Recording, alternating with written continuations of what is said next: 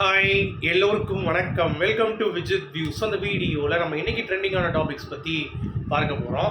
So வீடியோக்குள்ளே போகிறதுக்கு முன்னாடி நம்ம சேனலுக்கு நீங்கள் புதுசாக இருந்தீங்க அப்படின்னா கண்டிப்பாக சப்ஸ்கிரைப் பண்ணிக்கோங்க. வீடியோவை மறக்காமல் ஒரு லைக் போட்டுக்கோங்க. இப்போ நம்ம வீடியோக்குள்ளே கண்டிப்பாக போகலாம்.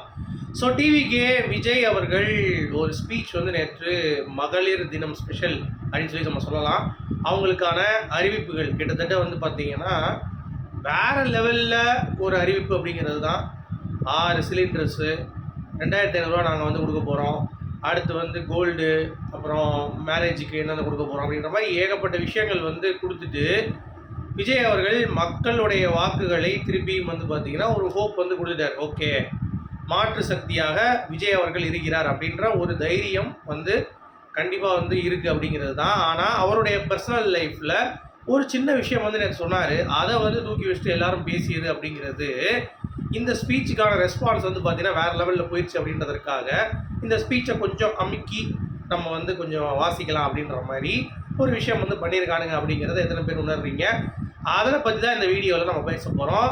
இதெல்லாம் கேட்க தெரிஞ்சவங்க நேற்று இன்றைக்கு சேர்த்தே 2 விஷயம் தமிழ்நாட்டில் ரொம்ப முக்கியமாக நடந்திருக்கு. அதற்காக ஏன் வாயை திறக்கலை அப்படின்ற விஷயம் நம்ம கேட்டுட்டு அடுத்தடுத்து நம்ம வீடியோக்குள்ளே போகலாம், ஓகேங்களா? ஆனால் மகளிருக்கான சலுகைகளாக இருக்கட்டும், மகளிருக்கு நேற்று பேசின விஜயோடைய ஸ்பீச்சாக இருக்கட்டும், வேறு லெவல் ரெஸ்பான்ஸ். அதாவது நம்ம நினைச்சு பார்க்காத அளவுக்கு ஒரு ரெஸ்பான்ஸ் கொடுத்துருக்கு அப்படிங்கிறது தான் மக்கள்கிட்ட அப்படிங்கிறத நீங்கள் பார்க்க முடியும். உதாரணத்துக்கு இப்போ ரீசெண்டாக பார்த்தீங்கன்னா விஜய் அவர்களை ஆதரித்து பேசியவர்கள் எதிர்த்து பேசுகிறாங்க. இப்போ நம்ம பார்த்தீங்கன்னா டிஎம்கே ஏடிஎம்கே வரக்கூடாதுன்ற நிலைப்பாட்டில் இருக்கோம். ஸோ நமக்கு என்டிகேவா விஜயா அப்படின்னு சொல்லி யோசிக்கும் பொழுது என்டிகே முழுக்க பார்த்தீங்கன்னா டைலாக் மட்டும்தான் பேசிகிட்டு இருக்கானுங்க. வாயை வச்சு வெறும் பேச்சு மட்டும்தான். அவங்ககிட்ட வீச்சே இன்னும் வரல, ஓகேவா? கிட்டத்தட்ட ரொம்ப வருஷமாக இந்த ஃபீல்டில் இருக்கானுங்க. இன்னும் அவங்களால ஒரு ஆணி கூட பிடுங்க முடியல அப்படிங்கிறது தான் கள நிலவரம். ஸோ அவங்கள நம்பி நம்ம போனோம்னா வேஸ்ட்டு தான். விஜய் அவர்கள் டிஎம்கே நான் எதிர்க்கிறேன் அப்படின்றத ஓப்பனாக அடிச்சிட்டாப்புல. ஸோ அதனால் நம்ம ஒரு சப்போர்ட் பண்ணுறோம் அப்படிங்கிறது தான். ஸோ நம்ம மாற்று அரசியலுக்கு ஒரு சப்போர்ட்டுக்காக தான் விஜய் பக்கம் நிற்கிறோம்.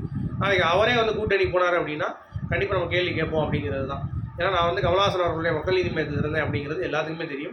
இப்போ அரசியலில் டிஎம்கே கூட அவங்க கூட்டணி அப்படிங்கிறது நமக்கு பிடிக்கல.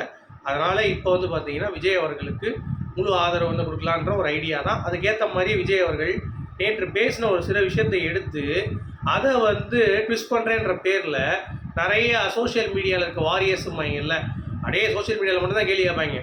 உண்மையாக நீங்கள் உள்ள போய் பார்த்தீங்கன்னா ஒரு வெங்காயம் கேட்க மாட்டானுங்க. அந்த மாதிரி ஆட்கள்.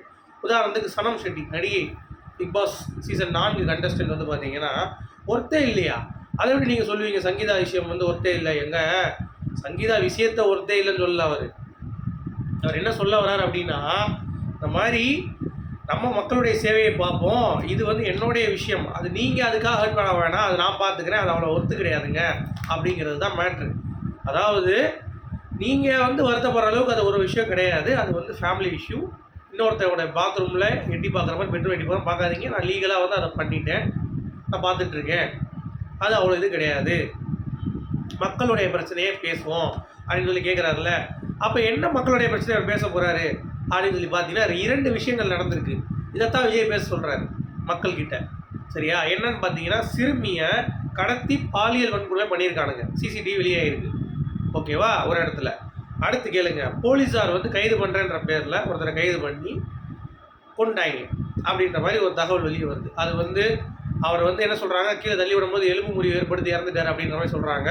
நம்பும்படி இல்லைன்னு சொல்லிட்டு அவங்க அப்பா இப்போ மானாமதுரை கிட்ட ஒரு சம்பவம் நடந்திருக்கு. இந்த 2 விஷயத்தையும் திசை திருப்பவே அஜித்குமார் அவர்களுடைய கேஸுக்கு பாய திறந்தாங்களா, திறக்கவே இல்லை, அப்படியே அமைதியாக இருந்தாங்க. அந்த மாதிரி பார்த்தீங்க அப்படின்னா இந்த விஷயத்துலேயும் பண்ணுறாங்க. இதெல்லாம் விட்டுறானுங்க. இதை விட்டுட்டு சங்கீதா விஜய் பெரிய இந்த மேட்டர் மாதிரி அதை அவங்க கோர்ட்டில் போட்டிருக்காங்க. அவங்க என்ன வரோம் பண்ணிட்டு போகிறாங்க. அதை விட்டுட்டு அதை பேசுகிறதுக்கு துப்பு கிடையாது.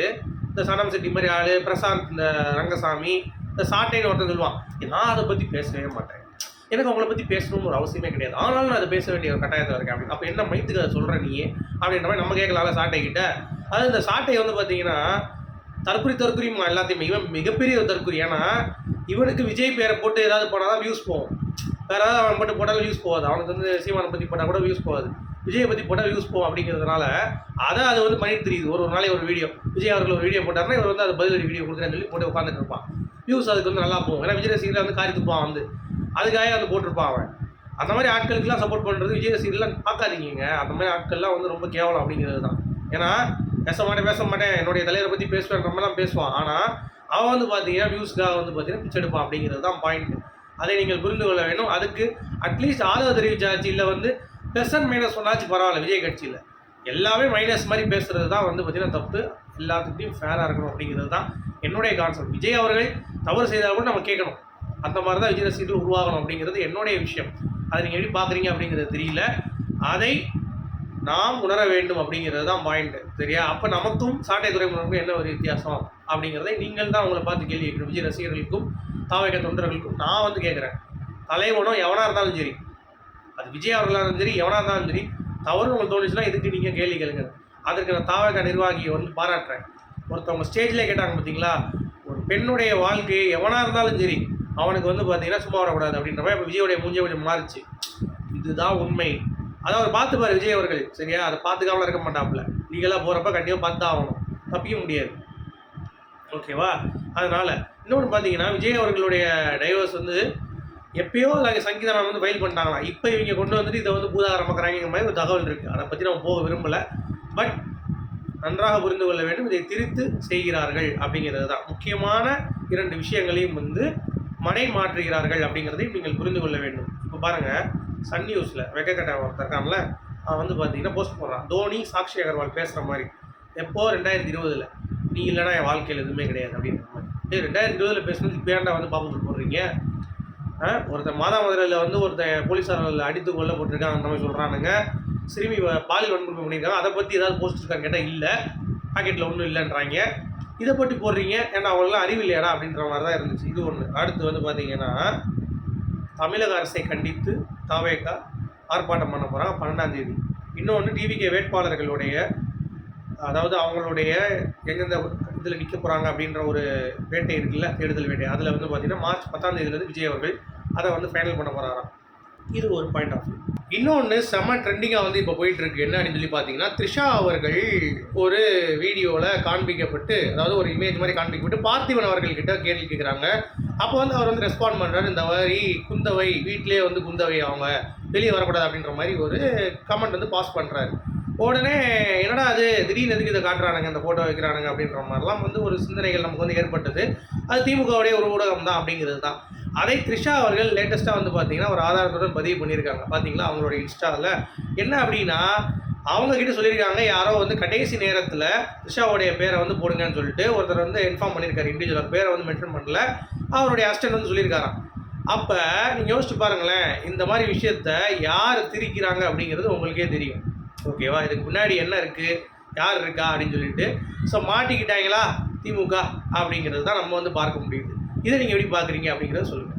இன்னொன்று, இந்த திவ்யா சத்யராஜ்னு சொல்லிட்டு ஒருத்தவங்க சத்யராஜோட பொண்ணு இருக்காங்கல்ல, அவங்க வந்து நான் விஜய் அவர்கள்ட்ட கேட்குறேன், இந்த மாதிரி ஆபாசமாக நீங்கள் ஏன் பதில் சொல்கிறீங்க, இது பண்ணுறீங்க அது பண்ணுறீங்கன்னு சொல்லிட்டு கேள்வி கேட்க தெரிஞ்ச திவ்யா சத்யராஜுக்கு டிஎம்கே எதிர்த்தவங்களால் கேள்வி கேட்க முடியுமா? லியோனி எப்படி பேசுகிறார், பெண்களை மதித்தா பேசுகிறாரு, இவ்வளோ கேளப்படுத்தி பேசுகிறாரு. டிஎம்கேல ஒருத்தர் இருப்பார் கிருஷ்ணமூர்த்தின்னு சொல்லிட்டு, ஓஆர்த்தையை பயன்படுத்தி தான் பேசுவார். அவரை பற்றி பேசுகிற உங்களுக்கு துப்பு இருக்கா? அதெல்லாம் இல்லை.